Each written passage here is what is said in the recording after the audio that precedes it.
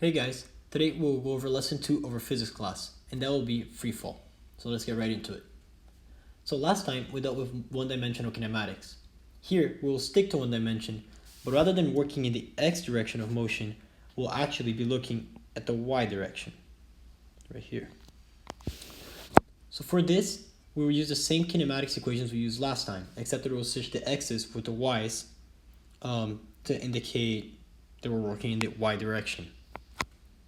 Also, since we'll be working on Earth's surface most of the time, we know that the acceleration will be equal to g, which is the acceleration of gravity constant on Earth's surface, which is equal to 9.8 meters per second squared.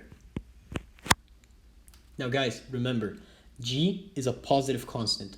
That means that we will have to use negative g in these problems to indicate direction, because gravity is pointing down towards the center of the Earth, therefore it is pointing towards the ground.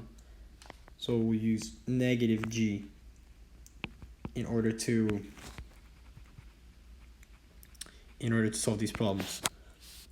So the free fall equations, you'll see that they're very similar to the kinematics equations. In fact, they're the same equations with different numbers plugged into them. So the first one will be velocity is equal to initial velocity minus gt. You see that I just plugged negative g into A. The next one will be delta y equals v initial multiplied by t minus 1/2 gt squared. Once again, I just plugged in negative g into A, and I also switched the delta x for the delta y. And lastly, we have v squared is equal to v initial squared minus 2g delta y. So now let's do a practice problem. So an object is launched from the ground straight into the air with a velocity of 12 meters per second.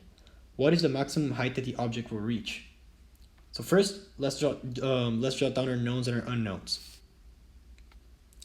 Our initial velocity we know to be 12 meters per second. And acceleration we know to be equal to negative g, which is equal to negative 9.8 meters per second squared. We do not know at what time the object will reach the final height, or the maximum height, sorry. The final height will be 0. And we also do not know with what velocity the object will reach its maximum height, and delta y, that's what we're looking for. So at first, it looks like we have way too many unknowns. But if we take a closer look at the motion of this object, I'll draw a little diagram here. Pretend that this is the ground, and I'll draw here the object's path. The object will go up, and then it will go straight down on the same place. So think about the velocity of the object as it goes through this path. The velocity initial will be equal to 12 meters per second. And as it goes up, it will become closer and closer and closer to 0. And then when it reaches the top, it will start going down. So the velocity will become negative, and it will get more and more and more negative. And because of that, we can assume, or we know for a fact, that for an infinitesimally small period of time, the velocity at the top of the object will actually be equal to 0 meters per second, because that is the point at which its direction will turn from going up to going down. So now we actually know that the velocity at maximum height will be equal to 0. And now we have enough information to solve the problem. To solve this problem, we use the third kinematics equation, which is v squared is equal to v initial squared minus 2g delta y.